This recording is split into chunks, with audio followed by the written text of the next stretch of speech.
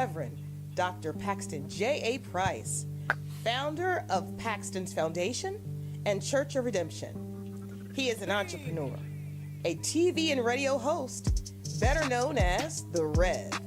This show is designed just for you, the listener, to educate, entertain, and equip you. Now sit back, buckle up, and now let's roll with The Rev.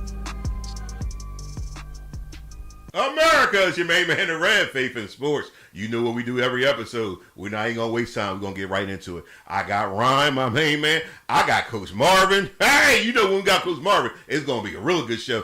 And you know what we're going to do is we're going to have an NFL mock draft for the NFC East. And we got all three of us. Then we got our main man, Steve, in North Wilmington. He's going to tell us about the Washington Commanders. But I want to start off with hockey because the Americans, the men Olympics team, won gold. They beat Canada. Oh, Canada! That's right. Canada goes down. America wins gold in overtime. It was fun. It was exciting. Yeah, man. It's always good to brag. You know, your country won the gold, and they fought. You know, it was a lot of real good competition. You know, Canada. You got to give a shout out to Canada. I know you don't like nothing. I don't like nothing. Oh, but Canada draw. Yeah, you know, but I like Canada draw. But you got to shout out Canada for you know getting the silver and doing what they did. Yeah. But you know, the USA they found a way to win. USA. They found a way to win, and they fought their way through there. Did they? They fought for real. Yeah, remember also, this is Canada's sport. Yes. So it's really dominated by Canada. Yes. And make you proud of USA when they do something in the Olympics and you hear the national anthem, it's the song they're going to play. And that in those times, it makes you proud to be a USA citizen. That was real good. Funny thing is, you know, Canada invented basketball. Yeah. Yeah. Canada invented basketball. That's Basketball true. invented in Canada. But they can't play a lick. They can't play a lick. It's all America. All the time. But yeah, it was fun. I don't know. You got to ask SGA.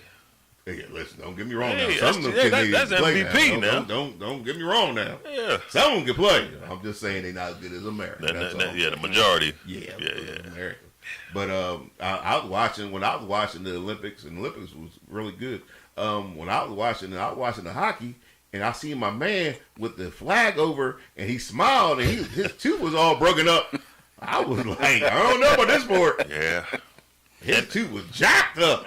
I guarantee you, when they all took the team picture, Yeah. about 75% of them, they all look the same. They all look the same. Yeah. Yeah. Mouth look all messed up Yeah, like something that. was missing. And like we said, dentistry in hockey is making a killing. I bet they make a whole bunch of money. Yeah, they I bet the dentists go around there, just go around. whole lot of molds, whole lot of. Come see me. Yeah, you gonna need Yeah, it. you gonna need me. Yeah, they making real money over there. Yeah, well, it was fun. It was exciting see America win. And the track team, I ain't mentioned the track team. The track team with my girl name Richardson. Oh, yeah, Sha'Carri Richardson. Oh my goodness, they acted a fool. TT, that's what the one girl named TT, Terry, and man, they acted a fool. So you know the Olympics went well for America. I thought it was exciting. It was fun. America winning gold in the hockey, beating Canada. I enjoyed that. I enjoyed that a lot. Now let's talk about this NFL mock draft because we got an opportunity just to see who could fall to our teams, how our teams could improve next year, how the Washington Commanders could get better, how the Giants could get better, how the Eagles get better, and how the Dallas Cowboys will win the Super Bowl. Yeah, we're going to have fun It with was this. good, man. It was good till you ended with that. It was good till you ended with We're going that. to have fun with this. But you know, we all agree that this is the best division Yes. in all of football, Yes. and we're gonna start with New York Football Giants. Your Giants. Yeah, The fifth pick. the G-Men. The G-Men. G-Men's gonna go first. So, yeah, we're nice young team. Got a lot of young talent. We need to mix that in with more young talent. Yeah. With some guys that have leadership, which we've been missing for years. All the teams we had, the leaderships was losing players. They wasn't winning. So now we got some guys now that want to win. the Scatterboos of the world. Scott, dude. I don't like Dart. him. I don't like him. He bring your team over. He kills us all the time. Kills us all the time. So this draft is full of defensive players. Very good defense. So the Giants are in a position probably have one of the better slots in this draft. Yes. That 5th spot. Yep. And because whatever's going to fall to them, you talking maybe three of the top 5 guys may fall into that 5 spot, possibly. And you talking what? Wide receiver. You talking linebackers. You talking 2 offensive linemen that's there. 2. So there's going to be some picks there. You got Carnell Tate there. The Giants been mocked to him, and that's talking about drafting something you need, not drafting the best player. I'm going to say at that 5 spot, I want to pick a football player, somebody that's going to make a difference, no matter where he's playing. That's what I believe. A lot of the guys in the league don't believe that. They believe in measurements, weight, height, speed. I believe in football players. That's right. So the one I'm looking at that I like to have them take is Caleb Downs. All-around player. He can play in the box. He can play deep. He cleans up mistakes, and his leadership and smartness. Diagnosing plays very well, which I enjoy watching. I have a 1B, which now is Sonny Styles. Yeah. Very good linebacker. And he's one that I'm looking at now. But for today, I like Caleb Downs. And another guy that's out there is Jordan Tyson. Yes.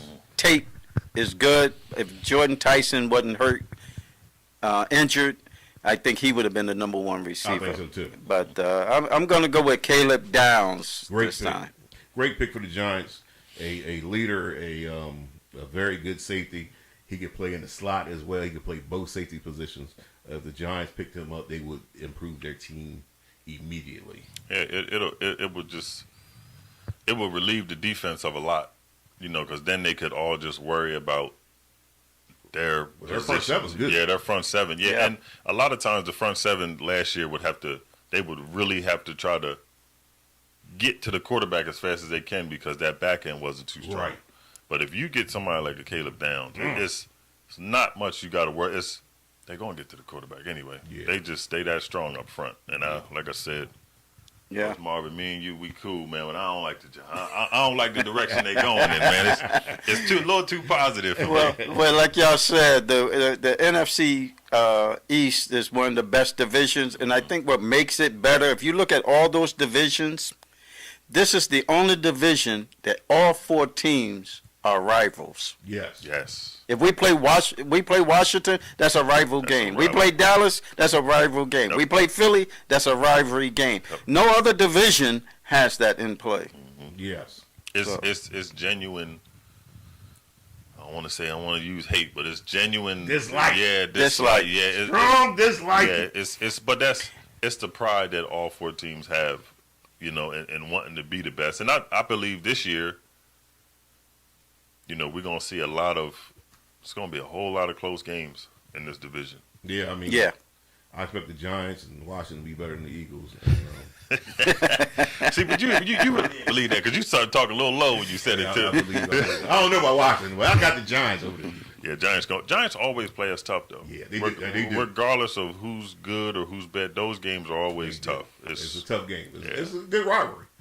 And we also got the Washington Commanders. Now the Washington Commanders, my man Steve. Hey, shout out Steve. Out there, you couldn't be here live, but we're gonna bring you on. And I believe Steve is gonna make the pick for the Washington Commanders. Who would the Washington Commanders pick? Steve, it's up to you.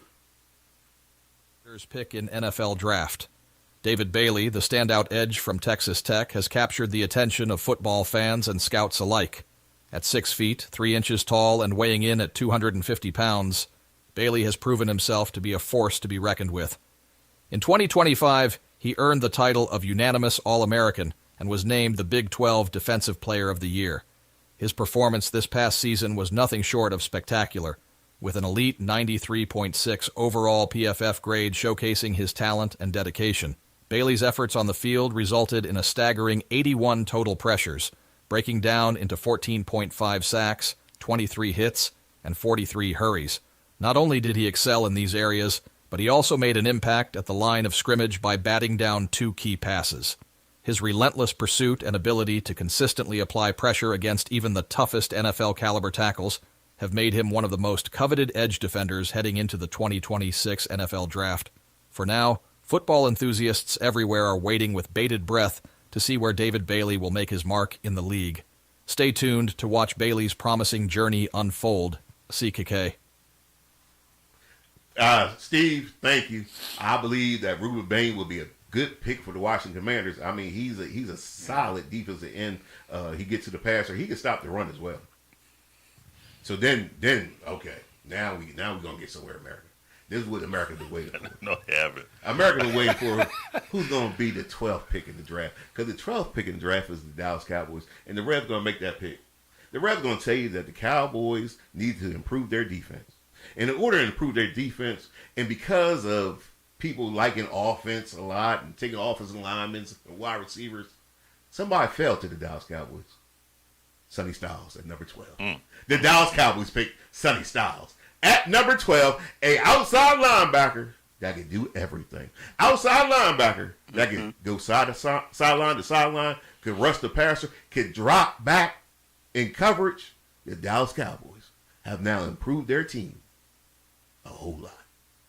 And we're coming for that number 1 spot. Now, here's the one thing I will say about the Dallas Cowboys. Again, it all starts with coaching, and I believe Schottenheimer is a really good coach. Very, very good. He showed that, last year. Yes. He's got a foundation and he's got a direction where he's going. And I don't think so, but if Sonny Styles does fall for y'all, Lord have mercy. Sonny Styles falls to us at number 12. And then guess who picks next? The Dallas Cowboys. Look, right, the Cowboys got 2 number 1 picks. Yeah. I said 2 number 1 picks. Give me 2 pair. I want 2 pair. Yeah, it's thanks to Green Bay. Thanks to Green Bay, Dallas Cowboys with the 20th pick, just like the Bible, Jeremiah Love. Jeremiah Love, running back, Notre Dame. The Dallas Cowboys are now on their way to the Super Bowl. So you want a 2-headed monster? We got something going on here. Those are some scary thinking. If those guys fall that far, I don't know if Love could go that far. I believe Sonny Styles could fall to them. That's one of my fear picks. I have another one is Caleb Downs could fall to them. Well, the reason why I think Jeremiah Love might fall is because of the running back position, not his talent. Right. That people kind of view running back as a position they can wait for. And I think he could fall to 20th, and the Dallas Cowboys get Sonny Styles and Jeremiah Love. And if we got Downs and Jeremiah Love or Downs and Styles, we ain't mad with you. Yeah, I can agree with that. I'm thinking of Kansas City taking Love, possibly. Possibly. That doesn't mean they will. That would be a bad pick. That would be bad. But the other person that you're missing, if Love is not there, frightens me. Yes. Is Jamad McCoy. Oh yeah. Well, funny thing, Coach, I got him right here, right on top of my list. If that happened, we got McCoy. We ain't mad with that either. We happy with that as well. We got 2 number 1 picks. You're the Dallas Cowboys. You're gonna spend money in free agency, and we are on our way. Yeah, having 2 first-round picks, and then Jerry Jones is restructuring Dak, CD, and what's the guy? Tyler and Quentin Williams. He's Quentin Williams gonna get They're restructuring all those deals, so that's gonna open up about $80 million, and then you have 2 first-round picks. So, like I said, this division is going to be very, very competitive. Talk about it. I like it this way. Yeah. I like it now, but when y'all in last place, you might not like it too much. Well, I'm not really fearing that. You know what I mean? Because I guess it is my turn, ain't it? It's your turn. I guess it is my turn. It's the Philadelphia Eagles on the clock. Yeah, at the 23rd pick. 23rd. For me, I don't think Dallas Goedert's going to make it. Okay. This offseason, I think he's going to move. So for me, I'm looking at Kenyon Sadiq. Ooh, that's the pick. I'm looking at Kenyon. That was my pick. Fears that's me. a weapon. Yeah, I'm looking at Kenyon Sadiq from Oregon because Dallas Goedert's going to be 32. You can't pay him, and I think you have to move in another direction. Yeah. You know, so I think the first thing, because what they're doing now, I mean, you're focusing on offense. Yeah. This offseason is what you've been doing with the new staff that you're bringing in and all these different staff changes and on offense and position coaches. And I think that's one thing, in order to make that offense run and get that running game going like you want to do, you got to get a young, physical tight end. I can see that too. And I do too. I feel like Kenyon Sadiq it's my guy, man. Man, listen, he is extremely athletic. Mm-hmm. He's fast. He's a big kid. He's actually a big kid. Yeah. He is. He would be another weapon for the Philadelphia Eagles. My concern with the Eagles, of course, is their quarterback play. Well, Sadiq did run a 4.40 yesterday. Come on. And He's a big, fast kid. yeah, but I have to also kind of agree with Rev. What is the offensive coordinators bringing in? Are they going to ask the quarterback to do something he normally doesn't do? And that's my concerns with Hurts. That Hurts is not a conventional quarterback. I think That's he's true. a little different. He's a shotgun guy. He's not an under center guy, and they may be playing that way this year. That's going to be interesting to see how they. Well, they should put enough weapons around him where he's not the focus points of the offense. I expect Barkley to have a better year than last year. I expect you got to figure out that offensive The offensive line, the age, I was the gonna say, it's injuries getting a lot to that older. line Yeah. is. Oh, I man. think that's more a question than Barkley getting off. That might be. because the center, he don't seem like he can stay healthy either. Dickerson, right? Cam Jurgens. Jurgens, he was in and out on and off the field this year, and it's when you the center, you got to be able to anchor down that line and all these different switching and like That's you said, true. the age of Johnson and we got a lot of work. Got a lot of work. We got a lot of work. You got a lot of work, and the Cowboys got a lot of work for you, my brother. But you know what, America? We're going to take a break. We're going to come right back. You don't want to miss what we're going to talk about next. We'll be right back. Let's study the Word of God, shall we? Sometimes we have trouble understanding that we are not alone. Soon we're going to find out that all of humanity is not alone, and we have never been alone. You have never been alone because God is with you every single day. Matter of fact, let's look at the Word of God. Word of God here in Hebrews chapter 13, verse 5. It says, keep your life free from the love of money and things, and be content with what you have. For he says, God, I will never leave you nor forsake you. You're not by yourself. I know you don't have everything you want. I know sometimes it seems like there's more month than money. I know sometimes it feels like if it ain't one thing, it's another. But God will never leave you. He will never forsake you. God is with you always. You are not alone. You say, well, Pastor, I feel like I'm alone. Maybe you feel like you're alone because you spend time alone. Let me suggest something to you. Why don't you get up? Find yourself a good church. Find yourself a church family. That's what a church is. Church is not a building. A church is not an organization. A church is a spiritual family. If you ever feel like you're alone, why don't you reach out and connect with a spiritual family? A spiritual group of people that will help you grow spiritually, help you mature, help you go through life. We go through this thing together. We're on this planet together. That's how God planned it. He planned it for us to be on this planet together. Look at Isaiah chapter 41, verse 10. Fear not, for I am with you. Be not dismayed, for I am your God. I will strengthen you. I will help you. I will uphold you in my righteousness. America, you're not by yourself. It's your main man, the Rev. Reach out. Faith in sports. America, we're back, and it's so exciting to be able to talk about sports and talk about the Word of God and the presence of God. God is so good to us. And I want to shout out my main man, Greg Newsom. Fort Wayne, Indiana. He a Chicago Bear fan. I don't know why he want to be a Chicago Bear fan, but Greg, thanks for watching the show. My main man. Now let's switch gears and talk about boxing. And I saw this young lady, who is the best fighter in the world, beat up on this other young lady who don't look so young. But it was a great fight, Ryan. I don't know if you don't say that to her face. No, don't. Please don't say that to her face. They both can fight, but Claressa Shields she's different. She is pound for pound the best female fighter in the world.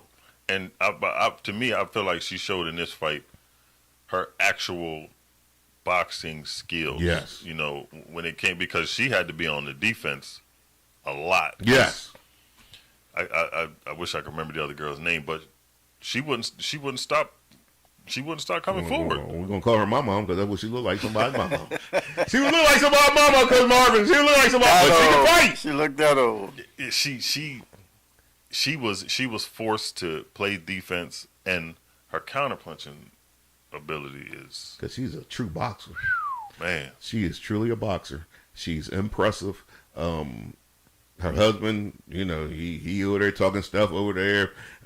I just enjoyed the whole night. I thought it was exciting. I thought it was fun. I thought it was a real example of what happens when you are a skilled boxer.